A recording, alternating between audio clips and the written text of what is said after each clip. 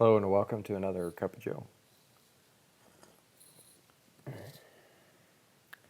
little bit of a different episode. Today, I decided to take the weekend to just kind of get out of town. So, not in my usual spot, and that means I don't have my recording equipment, my usual recording equipment.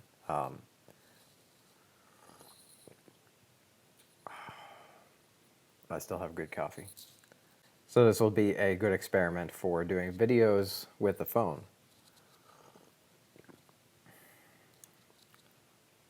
One of the nice things, of course, of using the phone to record is that I have it with me. And like camera technology on phones is actually pretty impressive these days. So I think this is going to turn out well. I've decided to go with this vertical sort of portrait mode.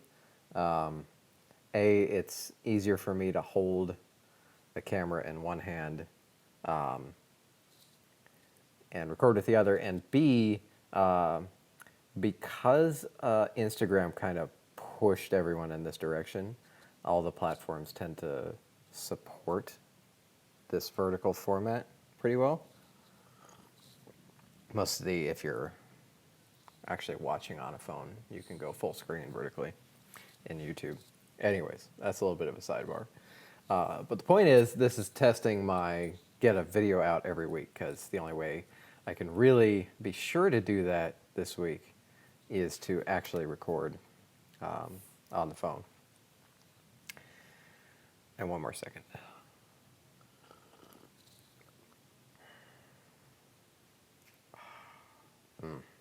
This is the last of, I think the last of Conduit Coffee's Myanmar, which has been one of my favorites over the past few months.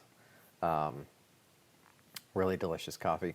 There's one of my, I like exploring a lot of different tastes in coffee, and I like a wide variety of coffees. Fruitiness is nice in coffee, chocolatiness, nuttiness, florals, all that kind of thing. The more complex things get for me, the more interesting they become. And especially really love a lot of natural sweetness in my coffee, which this coffee has, this Myanmar. And actually, as I've been rambling along, I'm taking a look at Conduit's website, and they still have it available. So I should probably do a review of this, but it's it's got some nice fruitiness to it.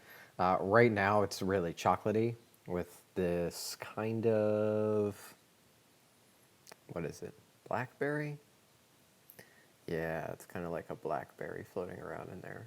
It's not overtly fruity like many um, Ethiopians that you might have, but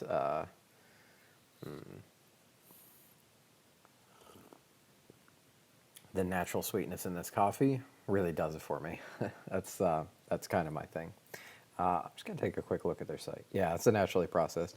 I do tend towards natural processed coffees because of that, but I mean, I do like wash processed coffees as well. I just love being able to taste the natural sweetness and the fruit in my drink, and that's easier to do with a natural processed coffee.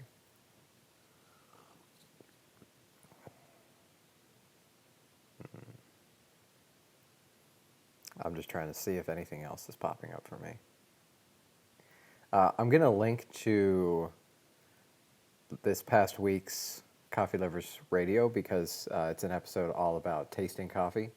In fact, I go over my Coffee Taste 101 guide, which I'll also link to below. I really need to like take notes when I do these things because I say I'm going to link things and then I forget. But that's really hard to take notes and talk at the same time. But one of the things, tasting coffee is like all a memory sensory recall exercise. And so what I do is I taste the thing, and then I'll just kind of sit with the experience of how it tastes and smells, and then wait for past images to come to me. And there's actually an experience.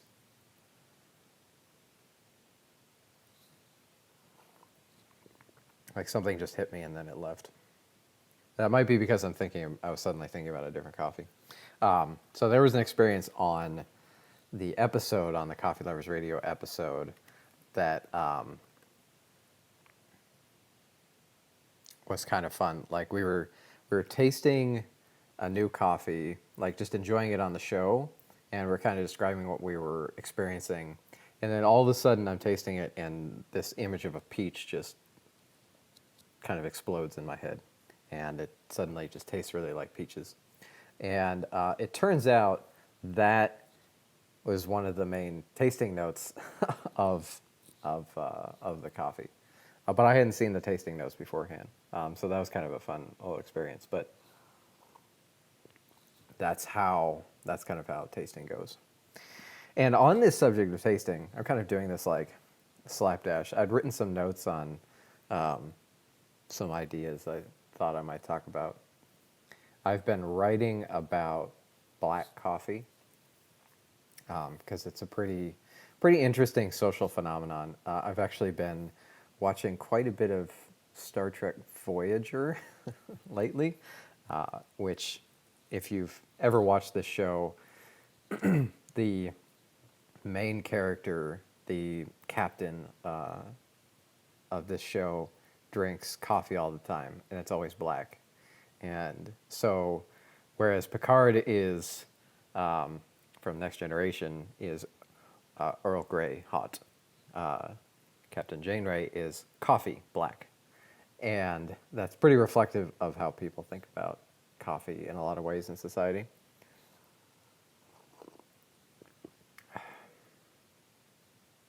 And I think a lot of times this coffee black idea is coffee that you just have to like force yourself to drink, choke down, muscle through, it's stronger, blah, blah, blah, blah.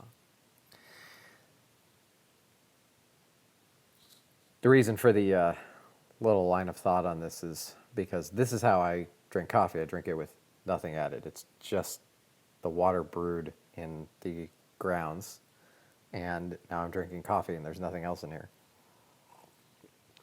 And the primary reason for that now is that I deeply enjoy all the complex tastes that I can get in this and the natural sweetness, and have no desire to add anything else to it.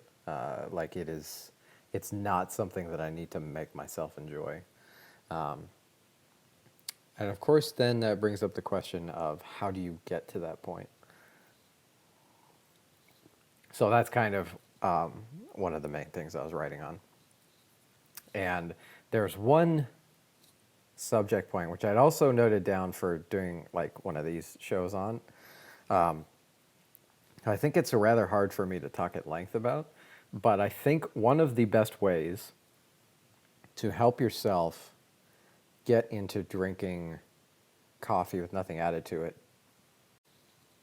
and to get into learning how to taste coffee, to taste the subtleties, the wild differences, the natural sweetness, all this kind of thing. I think one of the absolute best things you can do is to cut sugar out of your diet. This is something I can only anecdotally speak about because it's something I've done and something I've seen many people do. And the experience is usually pretty similar. When you cut sugar out of your diet, it opens up your perception to taste all the complexity in the things that you're already eating without having the sugar in them. I can't speak to the science of it. I only know that it's highly effective. And like as far as your coffee goes, you can start by just not adding sugar and then getting used to it. But I think if you cut sugar out entirely, like added sugar, like natural sugars in the things that you eat are really good, and those will inform, I think, your perception and your ability to taste like the natural sugars in this. But cutting out all added sugars, I think, is a really really powerful move. I also have a general approach of not drinking calories, but that's like only a related subject matter. Another similar concept, which I talked about before, like a year ago, I think, is the idea that dark roast distorts your ability to taste coffee. I think it's pretty similar to the sugar subject. When you're drinking dark roast, you're drinking a whole lot of carbon and caramelized sugars in the coffee and burnt sugars and burnt oils, and it has to take you to a certain place from a taste balance perspective, like the center of where you're tasting. It feels like that has to warp it in some significant way. We'd actually talked about this on the radio show as well a while back, like April maybe it was of last year, and the idea was floated that I experiment a little bit on myself by drinking or drinking dark roast for a month to see how that would influence my ability to taste lighter roasted coffees. And I just really do not want to do that to myself.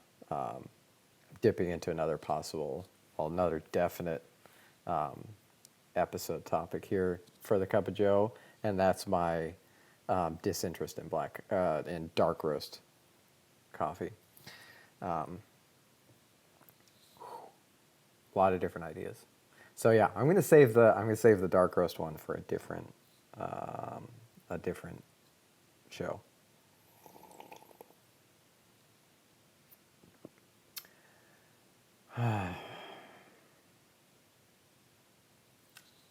Satisfaction. As this cools off, it really does bring out a lot of the fruit. Like I'm getting cherry alongside a little bit of blackberry, and the natural sweetness is still there. The chocolate's mellowed out a bit. This is one of those coffees that like changes as it cools down noticeably, and in a really pleasing way. So, again, I'm going to link to this below in the video. I think that's enough for me on this Cup of Joe. We'll see how this turns out. Let me know what you think with this particular format with the phone. Again, I'm going to be publishing a video every single week.